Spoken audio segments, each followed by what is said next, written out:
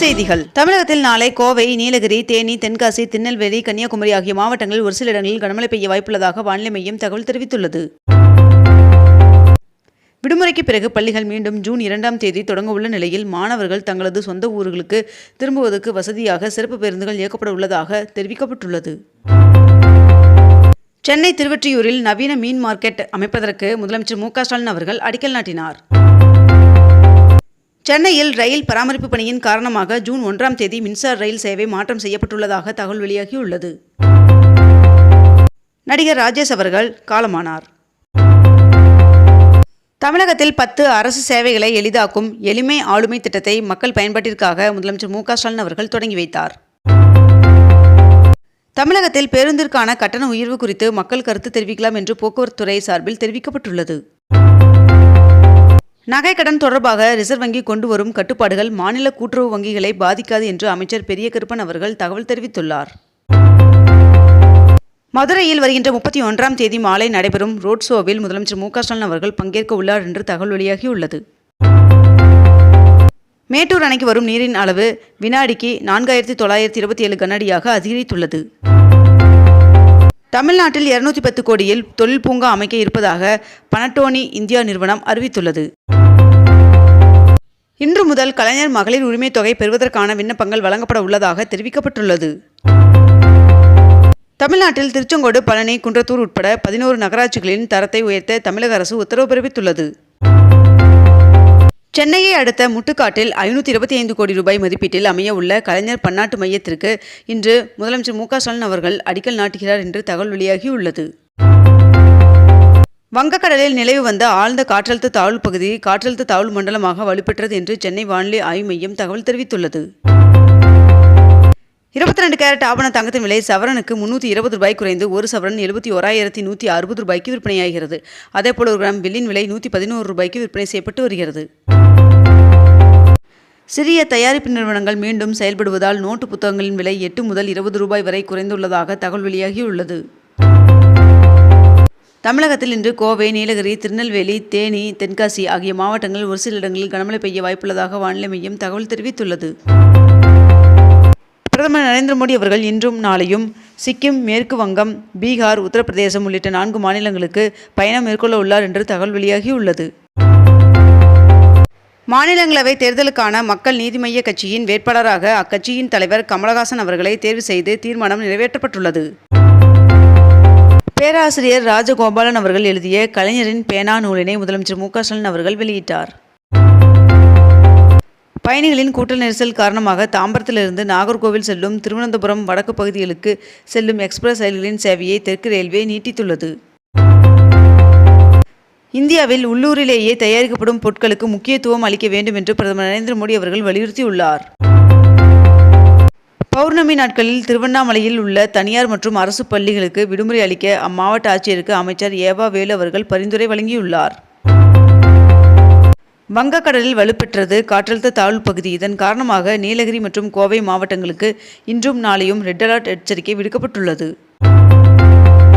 அக்னி நட்சத்திரம் நேற்றுடன் நிறைவடைந்ததையொட்டி திருவண்ணாமலை அண்ணாமலையார் சுவாமி கோவிலில் சுவாமிக்கு 1008 கலசாபிஷேகம் நடைபெற்றது. முதலமைச்சர் மு.க.ஸ்டாலின் அவர்கள் கரும்பு நிலுவைத் தொகை 97 கோடியை விடுவித்தார். தமிழ்நாட்டில் வருகின்ற ஜூன் 7ஆம் தேதி பக்ரீத் பண்டிகை கொண்டாடப்படும் என்று அரசு தலைமை காஜி அறிவித்துள்ளார். தங்க நகை கடனுக்கான கட்டுப்பாடுகளை மறுபரிசீலனை செய்திட வேண்டும் என்று ஒன்றிய நிதியமைச்சர் நிர்மலா சீதாராமன் அவர்களுக்கு முதலமைச்சர் மு.க.ஸ்டாலின் அவர்கள் கடிதம் எழுதியுள்ளார். சென்னை மாநகராட்சி கூட்டத்தில் சென்னையில் சாலையோர கடைகளை முறைப்படுத்த 15 மண்டலங்களிலும் நகர விற்பனை குழு அமைக்க முடிவு செய்யப்பட்டுள்ளதாக தகவல் வெளியாகியுள்ளது. தமிழகத்தில் மீன்பிடி தடை காலத்திற்கான நிவாரணம் 5000 ரூபாயிலிருந்து 8000ஆக உயர்த்தப்பட்டுள்ளதாக முதலமைச்சர் மு.க.ஸ்டாலின் அவர்கள் தெரிவித்துள்ளார். சென்னை திருவொற்றியூரில் 272 கோடி ரூபாயில் அமைக்கப்பட்ட புதிய மீன்பிடி துறைமுகத்தை முதலமைச்சர் மு.க.ஸ்டாலின் அவர்கள் திறந்து வைத்துள்ளார். பவானி நகராட்சி பகுதியில் வெளியேறும் கழிவுநீர் நேரடியாக பவானி மற்றும் காவிரி ஆறுகளில் கலப்பதை தடுக்கும் வகையில் 15 கோடியில் கழிவுநீர் சுத்திகரிப்பு நிலையம் கட்டும் பணி நடைபெற்று வருகிறது. தமிழகத்தில் மீன்பிடி தடைக்காலம் ஜூன் 14ஆம் தேதி நிறைவடைய உள்ளது. ரயில் படிக்கட்டில் அமர்ந்து பயணம் செய்தால் 1000 ரூபாய் அபராதம் விதிக்கப்படும் என்று தெற்கு ரயில்வே தகவல் தெரிவித்துள்ளது. தமிழ்நாட்டில் அரசு கலை மற்றும் அறிவியல் கல்லூரிகளில் சேர்வதற்கான விண்ணப்ப பதிவு மே 30ஆம் தேதி முதல் மீண்டும் தொடங்கும் என்று அறிவிக்கப்பட்டுள்ளது. ஃபாக்ஸ்கான் நிறுவனம் ஒரகடத்தில் 12,870 கோடி ரூபாயில் புதிய ஐபோன் ஆலை அமைக்க உள்ளதாக தகவல் வெளியாகியுள்ளது. புதுச்சேரியில் 30 துணை வட்டாட்சியர் பணியிடங்களுக்கு இன்று முதல் விண்ணப்பிக்கலாம் என்று அறிவிக்கப்பட்டுள்ளது.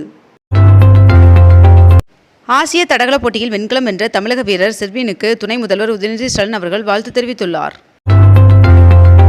தமிழ்நாடு மற்றும் புதுச்சேரியில் 10 மற்றும் 12ஆம் வகுப்பு பொதுத் தேர்வுகளில் சட்டமன்றம் தொகுதி வாரியாக சிறந்த மதிப்பெண் பெற்ற மாணவர்களை வருகின்ற மே 30ஆம் தேதி தவேகா தலைவர் விஜய் அவர்கள் மாமல்லபுரத்தில் சந்தித்து பாராட்ட உள்ளதாக அறிவிக்கப்பட்டுள்ளது.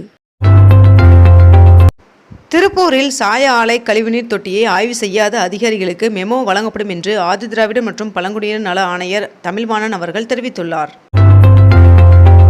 தமிழகத்தில் ரேஷன் கடைகளில் முறைகேடுகளை தடுக்கும் விதமாக BOS கருவியுடன் மின்னணு தராசு இணைக்கும் நடைமுறையானது சென்னையில் சோதனை அடிப்படையில் அமல்படுத்தப்பட்டுள்ளது. நான் முதல்வன் திட்டத்தின் கீழ் பயிற்சி பெற்று 2024ஆம் ஆண்டு இந்திய வன பணியிடத்திற்கு தேர்ந்தெடுக்கப்பட்டவர்களை முதலமைச்சர் மு.க.ஸ்டாலின் அவர்கள் நேரில் அழைத்து பாராட்டினார். தேமுதிக 36 தொகுதிகளுக்கு பொறுப்பாளர்களை நியமித்துள்ளது.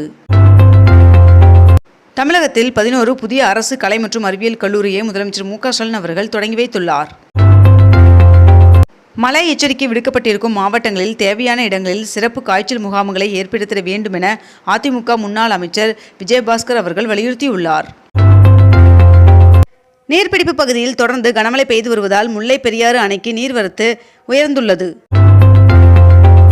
தமிழ்நாட்டில் விரைவில் கூடுதல் முதல்வர் படைப்பகங்கள் திறக்க நடவடிக்கை எடுக்கப்படும் என்று முதலமைச்சர் மு.க.ஸ்டாலின் அவர்கள் தெரிவித்துள்ளார். மஞ்சள் விலை குவிண்டாலுக்கு 1200 ரூபாய் விலை சரிந்துள்ளது. உதகை மலர் கண்காட்சியை இதுவரை 1,84,000 பேர் கண்டுகளித்துள்ளனர். குஜராத்தில் 53,000 கோடி ரூபாய் மதிப்பிலான வளர்ச்சி திட்டங்களை பிரதமர் நரேந்திர மோடி அவர்கள் தொடங்கி வைத்தார்.